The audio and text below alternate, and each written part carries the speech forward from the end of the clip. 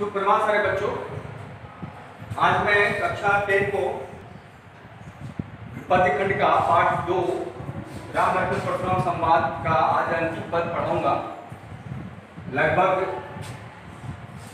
इसमें live class चला था सर। मैंने आपको बताया था पांच पद पढ़ा चुका था। आज मैं 6वां पद पढ़ाऊंगा। तो आज अंतिम भी है और उसके बाद नेक्स्ट डे जो है हम इसका प्रश्न उत्तर हम लोग करेंगे। तो आइए हम लोग देखते हैं इसका अंतिम। ये अंतिम पद है। केहू लखन मुनिशील तुम्हारा को नहीं जान विदित संसारा। मात पितहि उरिन भय नीके गुरु उरिन रहा सोच बड़ जी के। सो जनु हमरे माथे काढ़ा दिन चली गए ब्याज बड़ बाढ़ा। अब आनी व्यवहरिया बोली तुरंत देव मैं थैली खोली। सुनि कटु वचन कुठार सुधारा। हाय हाय सब सभा पुकारा। भृगुबर परसु देखावहु मोही विप्र विचारी बचहु नृपद्रोही। मिले न कबहु सुबठ रन गाढ़े द्विज देवता गरही के बाढ़े। अनुचित कही सब लोग पुकारा रघुपति सैनी लखन निवारे। लखन उतर आहुति सरस भृगुबर कोप कृशानु। बढ़त देख जल सम बचन बोले रघुकुल भानु। ये पद पढ़ना है। तो कहो लखन मुनिशील तुम्हारा। लक्ष्मण जी कहते हैं हे मुनि आपका जो शील है, आपका जो स्वभाव है, शील मीन्स क्या? स्वभाव या शील मीन्स चरित्र भी होता है। तो शील या स्वभाव कह सकते हैं या चरित्र भी कह सकते हैं। को नहीं जान विदित संसारा। ऐसा संसार में कौन है जो आपके स्वभाव को नहीं जानता है? आपकी वृत्ति को कौन नहीं जानता है संसार में?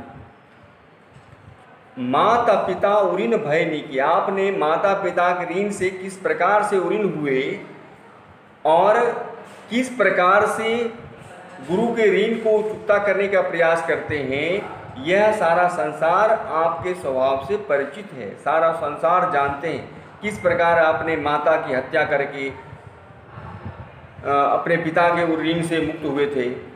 ये सभी दुनिया जानती है। इस प्रकार से वो व्यंग करते हैं किनके ऊपर? परशुराम जी के ऊपर, लक्ष्मण जी।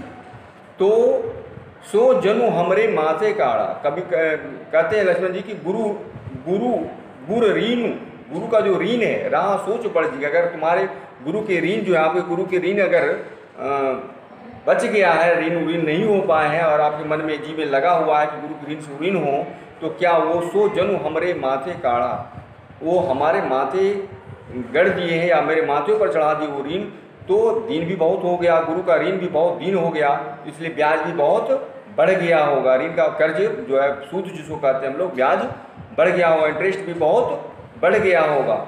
इसलिए अब आन व्यवहारिया बोली। अब व्यवहारिया मतलब जो हिसाब किताब करने वाले हैं उसको बुलाइए और ताकि तुरंत देव मैं थैली खोली, मैं तुरंत अपनी थैली खोल करके सारे सूद समेत आपके सारे गुरु के ऋण का ब्याज सहित चुका दूंगा। कहने का तात्पर्य यह है लक्ष्मण जी कि अगर आप गुरु के ऋण से मुक्त होना चाहते हैं तो आप युद्ध करें और आपका जितना लालसा है युद्ध की, सारी लालसा आपका मिटा दूंगा। ऐसा लक्ष्मण जी कहना चाहते इस पंक्ति के माध्यम से। सुनी कटु वचन कुठार सुधारा।